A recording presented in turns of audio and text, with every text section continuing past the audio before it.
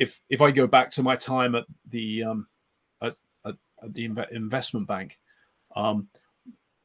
what we found is every 2 years or so, all globally significant institutions were required and did test their tier 0 and tier 1 applications. So the systemically and the institutionally critical applications, to ensure that they could recover, and they would recover within a recovery time objective that was linked back to an impact tolerance for the service it provided. And you know, that's a fairly kind of, you know, well regimented, quite disciplined process. But in reality, what we found was the software architecture that all complex enterprises have created have multiple layers of dependencies. There's data, reference data, real-time data, risk data coming from multiple places. And that all has to be available for the service to function. And then we may depend also on some downstream dependencies to, you know, take the transaction and execute it and do everything that needs to be done after that event.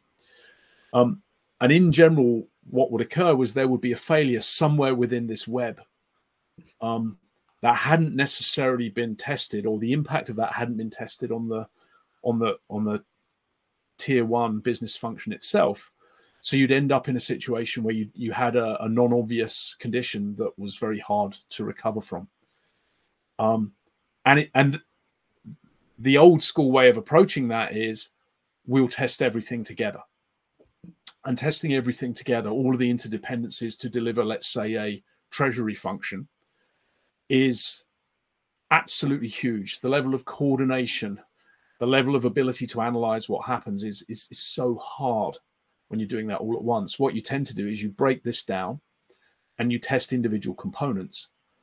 But what you need to do as well is to have a way of stitching that together in terms of understanding what your dependencies are and being able to map the recovery time objectives and the ability to recover across this tree. And that allows you to move from a purely physical world where you're testing everything in production to a place where you can simulate, and you move along the lines of the concept of digital twinning and the ability to ask questions of this dependency graph. And really that's what we've created at Viama, and that's what we think is incredibly important for almost all of the operational resilience requirements. If you look at what DORA's requesting, if you look at what the European Banking Authority, if you look at Basel III, they're very specific.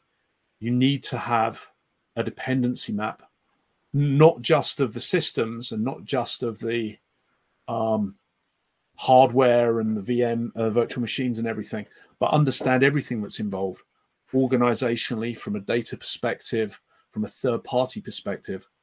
And you know, that's really, we're very focused on that area.